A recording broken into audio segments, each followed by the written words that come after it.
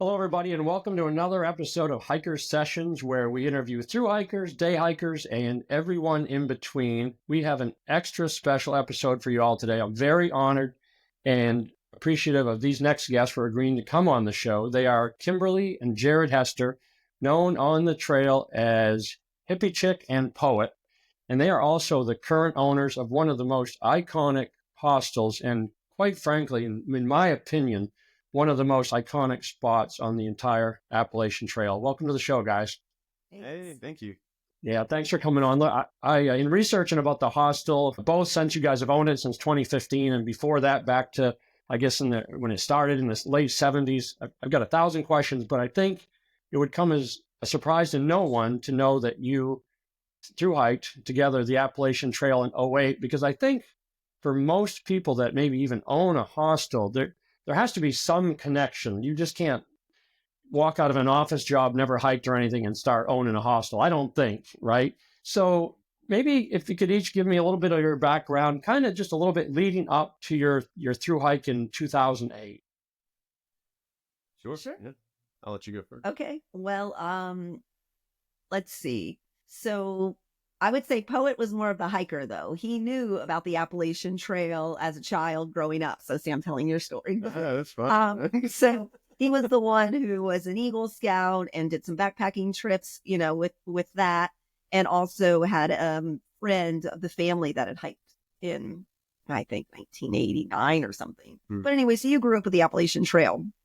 Well, fast forward to us, dating and getting together. He liked to go hiking. So we did that a lot, just really day hikes just to get out somewhere and go camping more like. So then the Appalachian Trail came up because of my parents. After we got married, my parents started hiking on the trail a little bit with actually that family friend that Poet introduced them to at our wedding. And so they started hiking or preparing to hike. And my stepfather's old man, who owned the Appalachian Trail Lodge in Millinocket, and he was the first of our family to actually thru-hike. So when he had an attempt in '02, and then he actually thru-hiked between '04 and '06, he completed his thru-hike. Just kind of like, wow, what are my parents doing? On the Appalachian Trail, we actually visited them a couple times while they were hiking. We actually went to Springer with old man to get him started in '02. And it just seemed like a really interesting lifestyle. And they decided to buy a hostel in Maine. From Florida, they moved to Maine. And so then that was, I believe, '07 was their first season. And so that's why '08, we had an opportunity we kind of just took an opportunity and said, hey, what are they doing up there? I want to hike the trail, I said. And Poet was like, did you really say that? Okay, sign here. So basically we made that decision and I would say October, November of '07. And we were going to talk to our jobs about it. We were both school teachers and let them know, hey, we're thinking of doing this thing. How can it work? And both of our principals were very just thought it sounded really neat and were, understanding. And basically said, well, you have to quit your job. There's no other way, but we would rehire you if there's something open. So that's basically what happened. We were able to hike the whole trail. We were actually able to take off 9 weeks of one school year and 9 weeks later, right back into it. That was kind of an exciting, transition, the right back into it part, but definitely. Yeah. Wow, so you had a lot of exposure and stuff to the AT leading up to it in the hostel. While you were on the trail, did you ever think out there oh wow, it'd be cool to own a hostel or anything like that? When between your finishing your thru-hike in '08 and actually purchasing it in 2015 did that become any sort of a reality for you? We always talked about, I think a lot of hikers do talk about having a hostel. It's one of the favorite, it was one of our favorite parts of the hike, other than, all the scenery and the beautiful trail. But it came up for sale, and we were just at a point in our life where I'd been teaching for 12 years, Hippie Chick had been teaching close to that. And, Yeah, I would say we weren't really thinking about buying a hostel at all. We were actually thinking about starting a family. So we went back to our jobs and we just kind of, we did some things during the summers. We hiked the John Muir Trail, but we still weren't really thinking about buying a hostel. Now, my parents have been running a hostel and it would have been nice to help them, but because of being teachers, we only had off a short window in the summer. So, maybe that could have been a one-day plan. I mean, my parents are doing this, maybe when they retire. But so we really weren't thinking about it too hard until then we actually did have our daughter born in 2012. And then you suddenly notice like how little time you have. Yeah. And so as Poet was saying, then the opportunity came real spontaneously through my parents. They were visiting us and they love Shaw's. I mean, my stepdad, old man, loved Shaw's. He really wanted to own Shaw's. I mean, he stayed there in '04. He knew old man Shaw. He just thought it'd be a cool place to own. So he actually was contemplating buying it because the owners were they've been wanting to get out for about 3 years. It is a very, very busy hostel and they were retired already and wanting to, pass it on, but they wanted it to be hikers that bought it. So they were in close connection with my parents about it. Like if you know anyone else kind of thing. And they're at our house for Thanksgiving actually. And we're like, huh? Never heard of it, any of us. And then Poet says, hey, let's do it. So, where everyone just kind of looked at him like, what? Us? Yeah. And I'd actually not been working because I was staying home with our daughter, who was just 2. So that's what I was saying. I had all this time and loving my, time spent with our new child and noticing that Poet really had just a short window every day of a few hours. And so part of the buying the hostel was like, cool. We can be up in Maine for half the year. It's already been run as a seasonal business. So we can be up there for half the year and be with my family. And then we'd have even more time to be as a family on our own to be with our child during that off season. And that was sort of the goal. And we just literally went back to the same principle. Hey, actually, we're going to buy a hostel. And so, we left our school year just I think only a week or 2 early at the end in May and went straight up to open the hostel for the 2015 season. So what is your season currently? You run from June to... Yeah, basically the same. I always say along with Baxter State Park. I mean, we're there just after trail days. So usually just that, by Memorial Day, but, there aren't very many guests at that time. And then the mountain opens typically June 1st. Mm-hmm. And so then we're there for those first southbounders, even first northbounders that are waiting for the mountain to open sometimes. And then, then you don't know when the mountain's going to close. We typically stay open till the end of October just for those people that are kind of straggling back through, that needed to move up and they're coming back south through the 100-mile wilderness. Yeah. So approximately June through October. June to October. You mentioned it was, it's a busy hostel for sure. Were you surprised at how much work it really was? Obviously, you had relatives that ran a hostel. You'd stayed, I'm assuming, at hostels on your 08 hike. Did that surprise you actually how much work it was? I think it just continues to surprise me. Because at first it wasn't too bad. I mean, we're both, I'd say we have high energy. We were teachers before and I, waited tables and bartended before that. So I'm used to when I'm on, I'm on. And so, I'm not good at slow work. I need the fast pace. So we both just really jumped into it, and it felt like entertaining guests. And we really, truly still have so much fun meeting all these hikers and being a part of their journey. So every day, it honestly doesn't really feel like work. I mean, I'm tired and I don't like getting up early. Lucky Poet does. So he gets up early for that shift. But it's fun. I mean, we really just love meeting the people every year and it's so different and it has an ending. I mean, that's to me what made teaching keep coming back. And we can do better next year. We can make this change if we need to. And recharge our batteries, hike some trails. Yeah. And it's good for the kids too. I think that's something that Hippie Chick brought up and, before.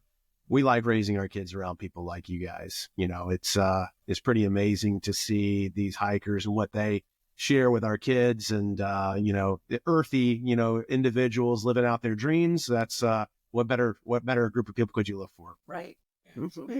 We say that in your own school, the kids, we say they're going to be socially awkward in just the right way.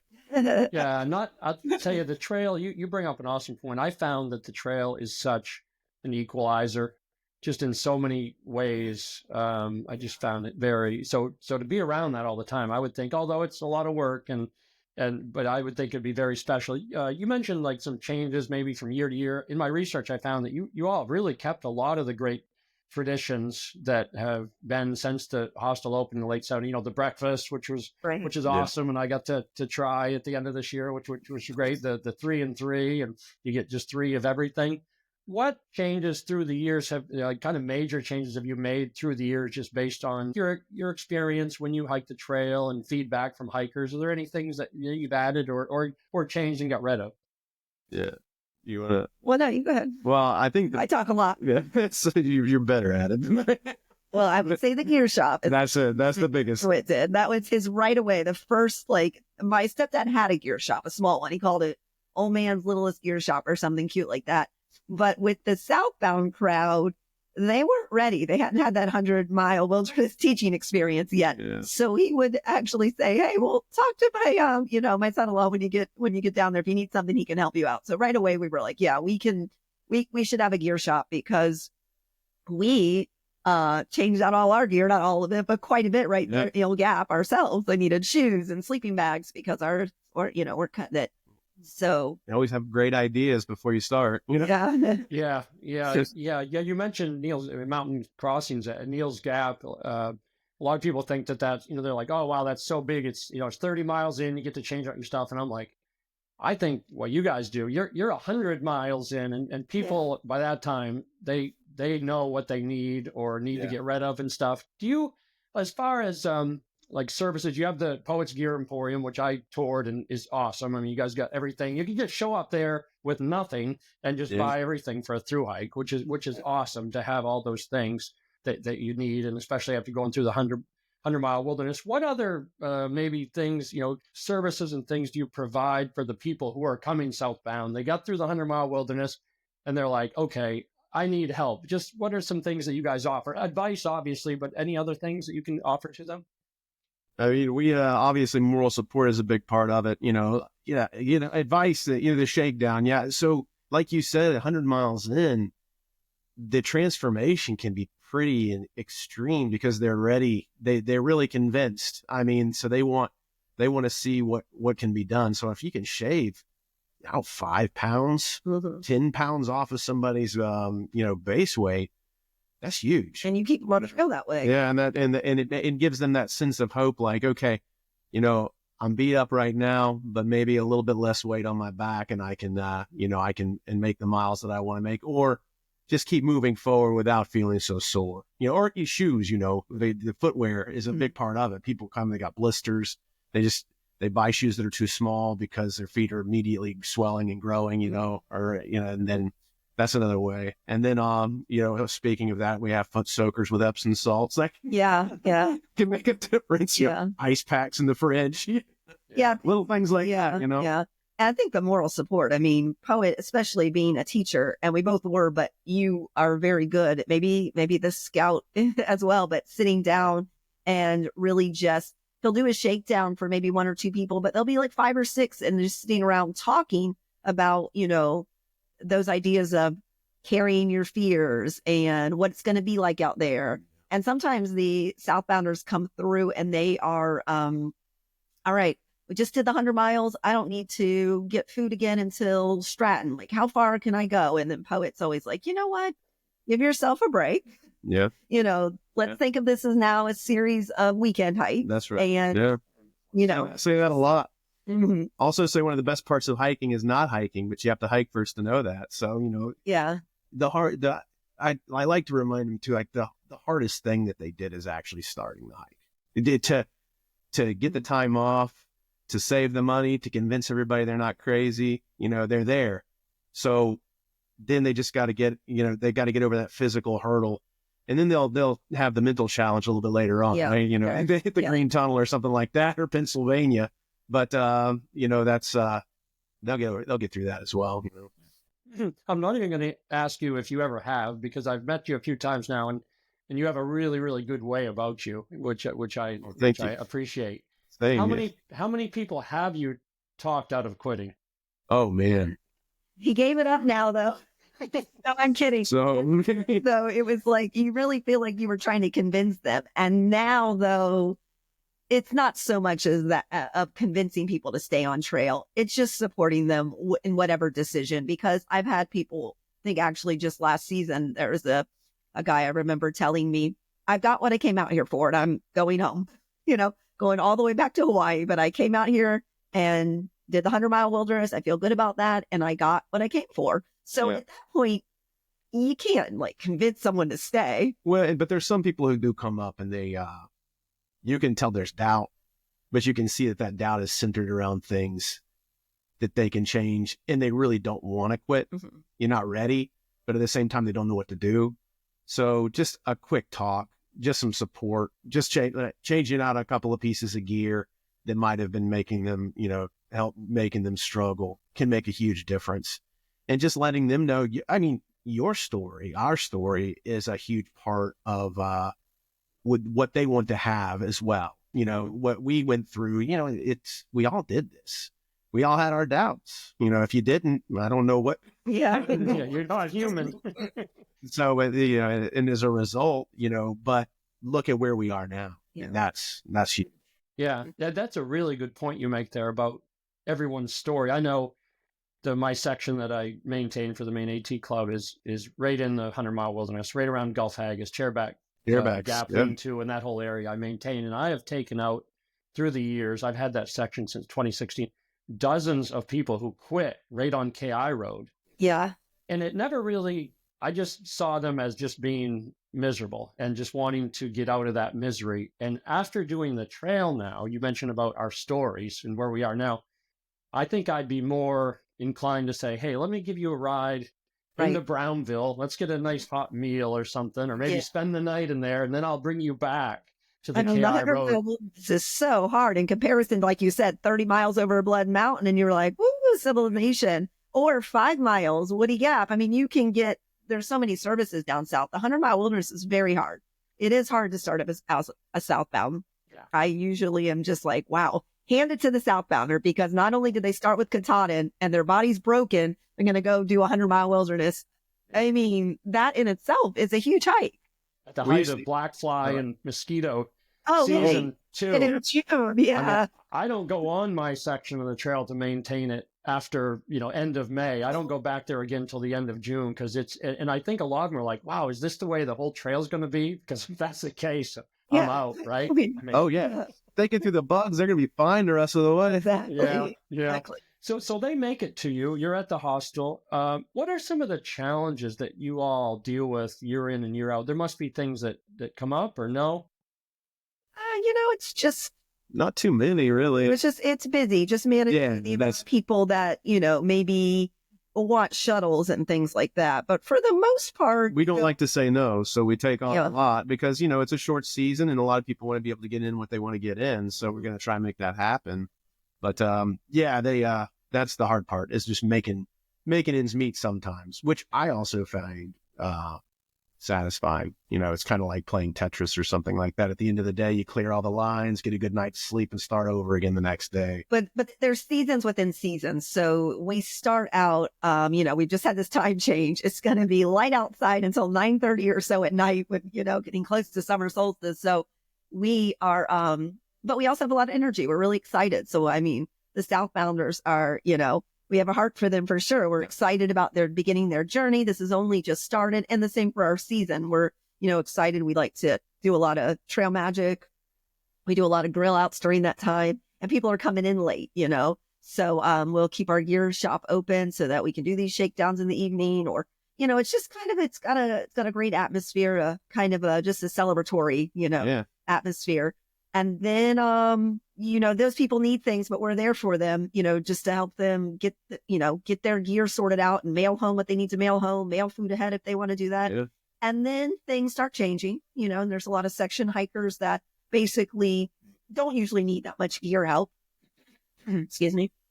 Don't need that much gear help necessarily, but those are the logistics and helping them, finish this decade-long section hike that they've been doing. And again, celebratory, because we're usually the last.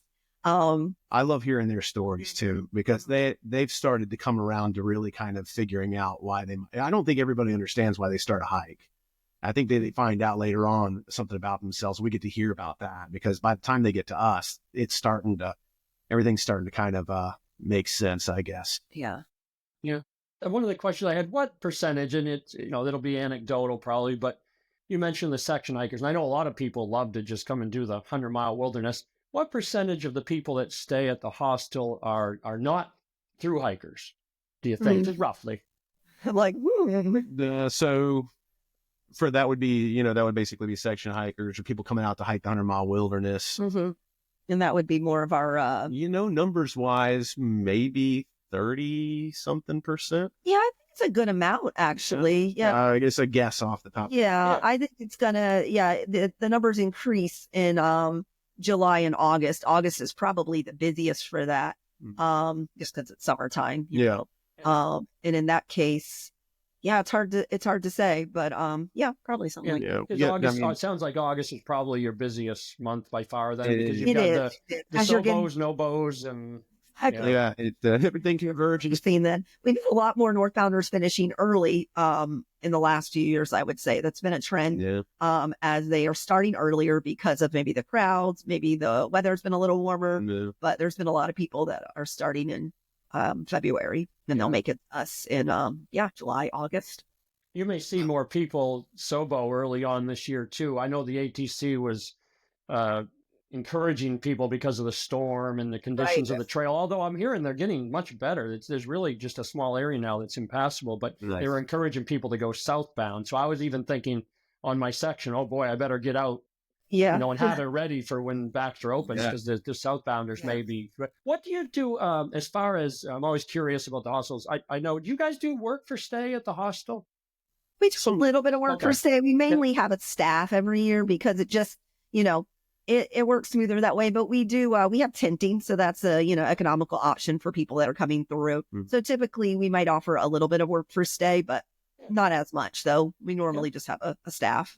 So your staff, is it pretty the same people every year, or are there years where you have to go and find someone? How does that all work as far as, and how many people do you staff typically, and does it change during the different months? 4 people helping us out. And it's usually, sometimes it's the same people, but it's always thru-hikers, because that's, hikers want to help hikers. And that's the kind of environment we're in, where we're not really, we don't necessarily have certain hours, because people are coming in. If the sun is up, then they might still be hiking. And also, as Poet said, it's a short window. So, and there's no difference between a Saturday and a Tuesday, because, they didn't really plan on that based on getting from this shelter to the next. So, we've had people ask us, are you open on the 4th of July? I'm like, what? Of course we are. Because we're seasonal, we don't really have it where we have weekends off or anything like that. We're just kind of going for those solid 4 months, where we're really busy. So anyway, I feel like that most of the time we have hikers that come back to help after they've hiked, maybe their second year, or I guess the year, that they hiked last year, and they're coming this year because they just had such a good experience, not just with us, but on the trail in general. And they want to find a way to do it again, but a different way. So I want to give back this year, especially since maybe they stopped. The trail finished up in September, October. So now you've got this winter and they don't really have a job yet, or, what am I going to do? So unless they have set up to do another hike, just want to give back to the trail. So, and then in that way, since it's just 4 months, and most people are hikers that don't live in Maine, usually they can only do it for 1 or 2 years. And so then it's just another, the next class. Yeah. So we've had each year, I feel like that's what we've had. We've had hikers from, the year before. Yeah. And stay for a couple of years. Same thing. Yeah. We've had great people. We couldn't do it by ourselves. I could tell you that. We've had some really awesome hikers come back and make a huge difference in a lot of other people's lives. So that's awesome. Yeah, I think it's the connectivity that the people, once you're done with thru-hike, seek. It's like you said, to give back somehow. I know doing this interview show, I was chatting on FaceTime with a friend I met on the trail, and I got done, and it was just a great conversation. The connections you make out there are so deep and solid. And I thought after, I'm like, wow, I should have recorded that, because just for myself, it would have just been awesome. And so that's kind of, what's led us to you guys today. And again, thank you for joining. What, since you've owned it, so you're coming up on your 10-year anniversary. Oh, anything special coming up for that? Are you going to do any kind of special event for the 10-year anniversary? Pretty exciting that we've done it for 10 years, and we're definitely got 10 more in us for sure. we want to celebrate somehow. So we'll be at Trail Days. We'll celebrate 10 years there. And I'm sure we'll do another winter. Guess we could get a keg or something. I don't know. Oh, okay. I only live an hour away or so. So Maybe I want to Bissell be there Brothers. for that. Yeah, Something delicious. Yeah. We'll definitely, we love to do that anyway. But yeah, we'll have to do something a little extra special for 10 Awesome. years. Well, I look forward to that myself, Yeah. selfishly. What? So you're coming up on the 10-year mark. What if? And we'll just throw away the COVID year. But what have you seen in like the fluctuations, the seasonal fluctuations in bookings and demand? Has it been a steady increase like we hear, like in the news and stuff about the thru-hikers increasing? Have you guys had that same? I would say that our first year wasn't slow at all, but each year became a little busier by maybe 20%. I think that's the number that Baxter had been using for, they now require permits, and it's not really a permit necessarily. It's just a registration. It's a number so that they can see how many people are coming through as Appalachian Trail thru-hikers, southbound, northbound kind of thing. And so they allot for a 20% increase, which is what we had seen. And that was steady until about 19. And then, obviously COVID, took things, that was a really slow year, but, things still opened up. So it wasn't super slow for us. Baxter did open up in July and allow people to hike. It was 21 and 22 that I feel like were extra busy. Very much So. And I think that was just, again, on the backside of COVID, there was an upsurge in outdoor activities. Yeah. As well as some stimulus money. And so there were more people out there. And I feel like those were some of our busiest years. 22 was just crazy. But then 23, it just kind of started to, go down a little bit. And that was great. I mean, it just made it feel more manageable. And I'm sure it's better for the trail.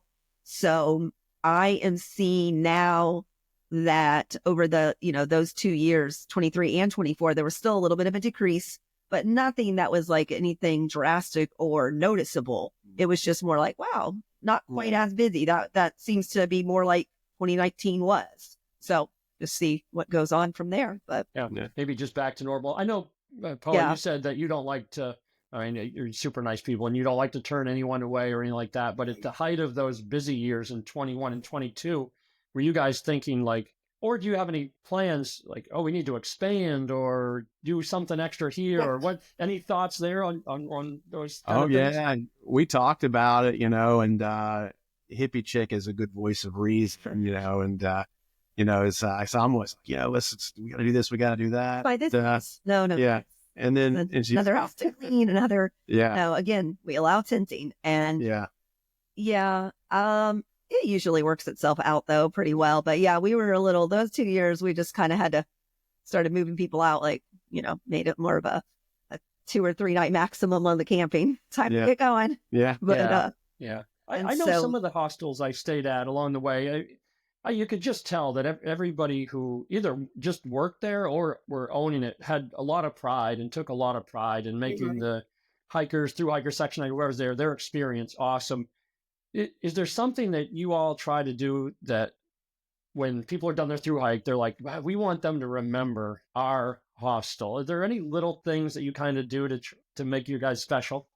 No, I don't think that we, did it like on purpose, like, oh, I want them to remember us. But Poet has a way, your trail name is Poet. And, and you're an English teacher. And he just gives such a nice, speech to the northbounders, more like when he takes them, he tries to be the one to take them to the trailhead every morning. He cooks the big breakfast, and we could have other people, and everyone helps with the breakfast, but Poet enjoys doing it. He likes doing the breakfast. I mean, he doesn't feel like he's having to do breakfast again. No, he loves breakfast. Yeah, he loves doing breakfast. Yeah. He started doing the pancake cairn for everyone, and that started as just kind of something he did, but then the reception it got, and people just love that. So he makes sure he does it, every day. He sends out a pancake cairn to guide you along your way. Yeah. And then also he shares a haiku that he wrote before we parted into the 100-mile wilderness on our northbound thru-hike. And he also just gives a nice speech to them about, finishing and reflecting and really enjoying this last section and, realizing your accomplishments. And there's always tears.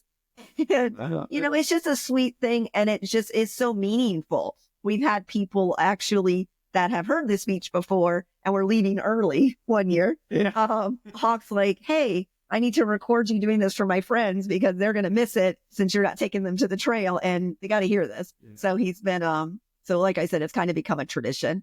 They're so tired and calorie deprived. It's easy to forget the they're feel at already that shaking point, it down because they're ready to get done. And I just want to help them remember like how amazing, what an amazing thing it is that they're doing. Mm-hmm. What a life-changing experience. Mm-hmm. As you know, I mean, it's huge. Yeah. You mentioned that. I'm sure that's very memorable for people, especially it's kind of like that last push, right? Have you through the years had any memorable guests or maybe guests that have returned multiple times to stay with you, whether they were just coming back to section hike or maybe through hike again for a second or third time? Oh yeah. Yeah. We have a few that always stay with us, and that I was saying, Hawk is one of them that hikes, he hikes it every year, and he always comes, and it's always really nice to see him. It kind of gives a feeling of tradition to our season as well. And we have Walmart also hikes every year, and he always comes last. So we say it's not over until Walmart gets here, and sometime after October 10th usually. Also, we had Easily Forgotten come through. I think That's he's right. been through like 7 or 8 times he did a yo-yo, started a third leg, yo, but he had also through hiked another year and done the 100-mile wilderness a couple times. So, yeah, we do have quite a few hikers that come back. Even our friend Val that comes through. Yeah. He just, we allow camping, which is nice. So sometimes people that have their RVs and they just kind of tour the trail, do some trail magic, help out, Trail Angel and such, they'll find their way to Shaw's and we'll get to see them again. And it's just, in general, it's just a great family. I mean, Sir Stops a lot comes and does trail magic. Fresh Ground does trail magic. And usually they get up to the 100-mile wilderness and stop and see us. And Shira comes and does. Oh yeah. Magic. Shira is a great asset to Monson. She's done a lot of work helping out neighbors. And yeah, we really feel honored to own Shaw's. We feel really lucky that this practically fell into our laps. I mean, we own the, as you mentioned, one of the most iconic hostels on the trail, and it's in an incredible spot. And so, so even if people aren't coming to see us, they're coming back because they want to be a part of the 100-mile wilderness, and we're on the edge of that. So yeah, we're just carrying the torch for a while. That's what it feels like. Yeah, for sure. Shaw's has been awesome, and we do our best to make sure that it's still a homey experience and that people feel the love.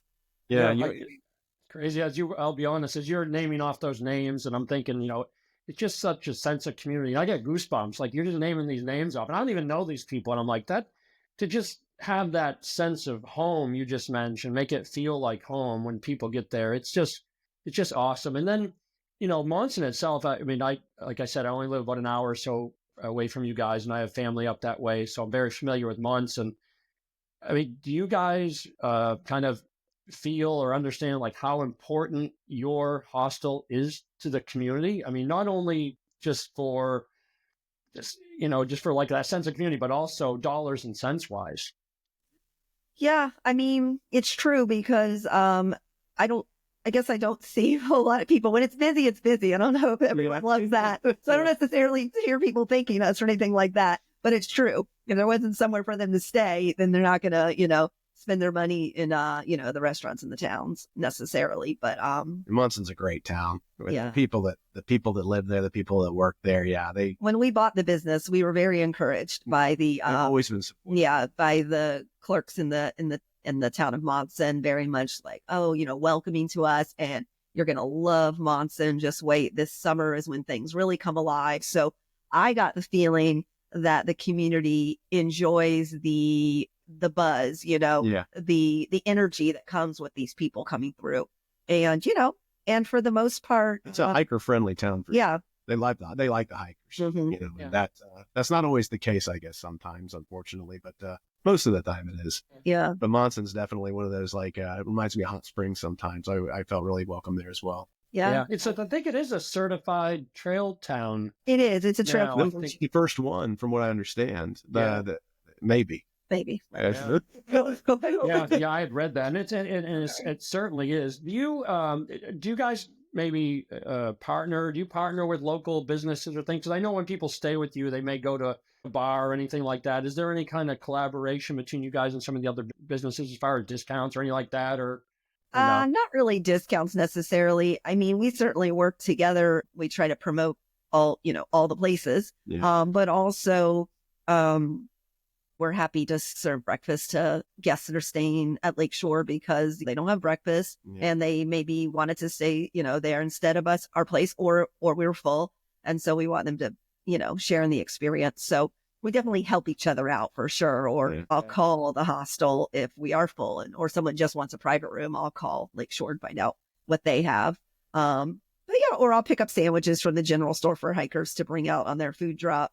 Sometimes. That's what I was going to say. When you were saying, what do we do to make it memorable? Hippie Chick on those food drops, she does a lot for people. Like when they want something extra, I guess we don't want to advertise this necessarily, but she's really, we'll say. I got an Apple Watch this year. I'm not wearing it right now, but we don't, since Monson is still like, we have a landline and, hikers want to text, of course, because that's what works best from, cell phones. So when, so they're texting about the food drops, and we are really flexible on that because instead of, we meet hikers on trails. So if you are someone that's just doing the 100-mile wilderness, and you've not hiked before really, or, this is your hike, then having that opportunity for us to meet you on the trail, to bring you fresh socks, or fix your pole that broke, or just keep you on the trail. Otherwise, we're available to add things. And so that's why I said the Apple Watch, I get a lot of texts and try to respond because that's the only moment they had service. Yeah. It's right then to tell me, hey, I need this, or I'm not going to make we want them to also have the flexibility to stop if they need to stop. Or if they decided, oh, I can't believe I thought it was going to take a week. I'm moving faster than I thought. So yeah, so that, and she's sharp as a tack. I mean, there's, I couldn't keep up with the things that she keeps up with. Yeah. She makes it for me to sit around and prophesize in the garden.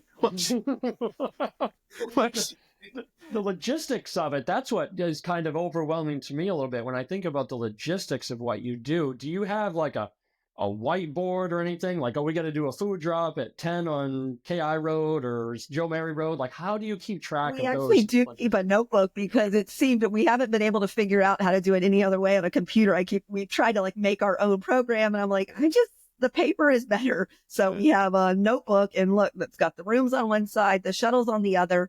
And for the most part, it works out pretty easy because we have, enough cars and we have enough people, and we can, and they go in the same places a lot of times, so we can just kind of figure it out as we go.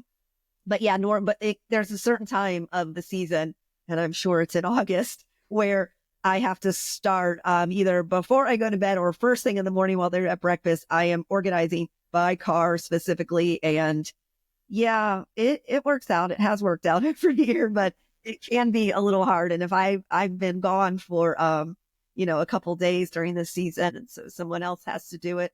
We've had some really great help though, that's able to kind of copy what I was doing and just but yeah, it has to be all written out to make sure. And sometimes there are some overlaps or some contradictions, and then those times I'm at the stove. Poet. We need you to jump in a car. Yeah. Is this work? And for the most part, people are pretty flexible, but we do only shuttle our guests. We're not a shuttle service because we really can't just shuttle people that, are staying in Greenville and just want to come and do a hike in the area.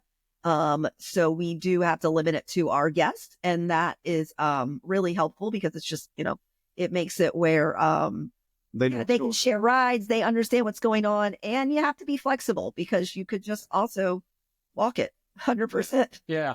I don't want to keep you guys too much longer.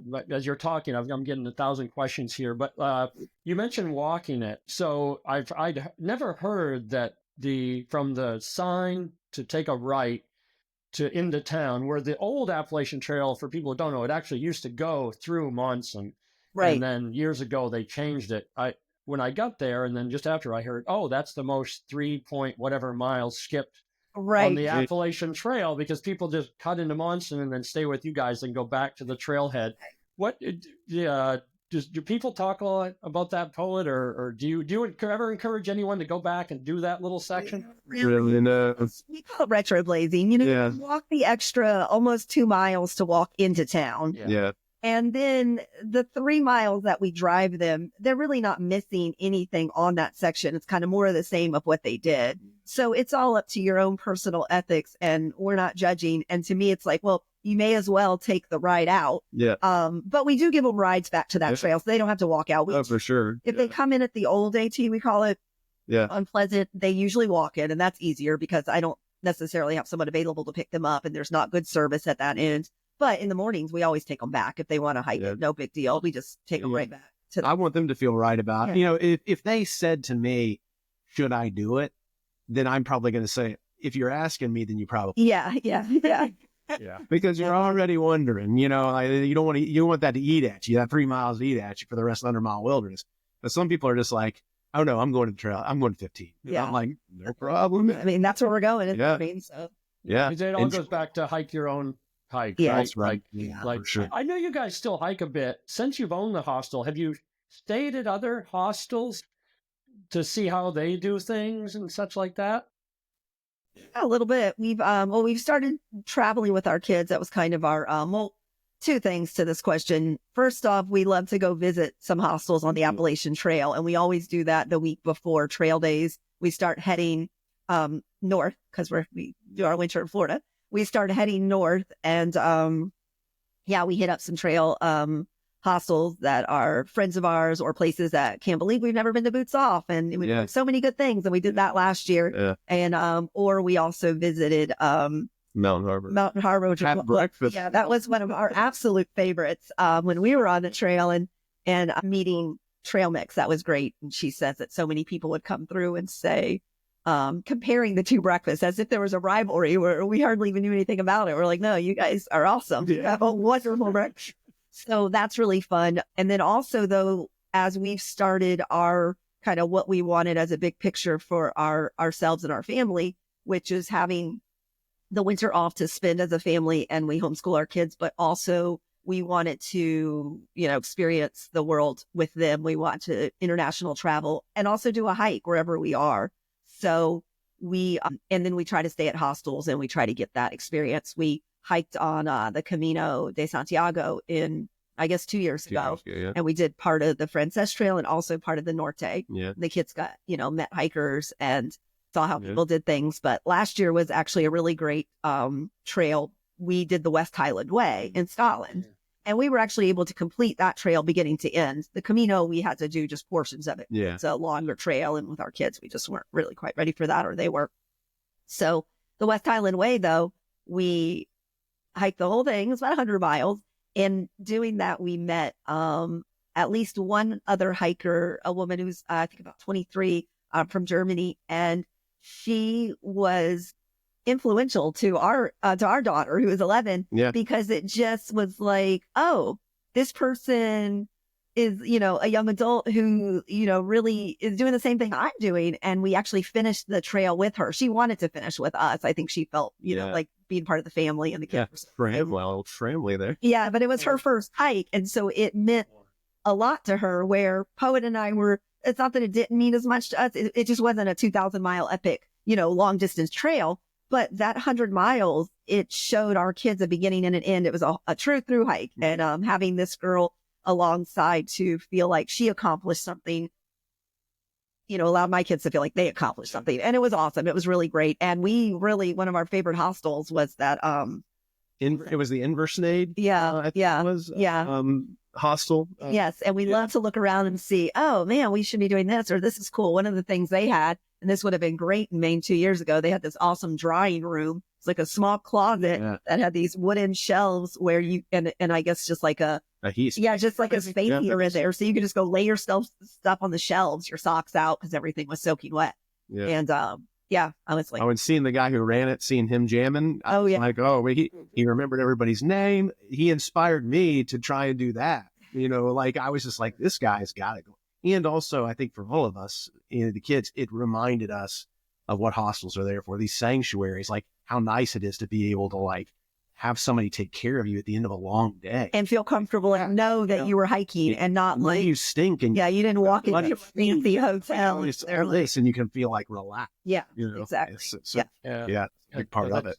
That's awesome. You mentioned the children. I am always just full of joy when I see kids of any age, younger, out on the trail, because it truly is a lifelong type of, you can play sports in school and things like that, but as a lifelong way to stay active and part of a community and things like that, I just love it. Look, I've kept you longer than I promised. I'll finish though with the same question for each of you, and I'd like each of you to answer. What do you most enjoy about owning the Hiker Hostel? Like, what gives you either a tremendous sense of joy or just pride? The people, for me. I mean, the hiker is just, again, we've mentioned it a couple of times already, to hear people's stories, to know why they did that, to see that, I feel like in some ways we're strengthening the web work of humanity, like by being a part of something like this, all of us together. I used to tell my students that there's two things that'll really make your life different in the end. And those are your experiences and your relationships. And when you do something like a thru hike, that's exponential, because it's a very intense experience that really creates these super strong relationships that you'll have for the rest of your life. And in the end, I think it makes you a better person. You're more open to people. You look at the world differently. You look at people differently. So in a good way.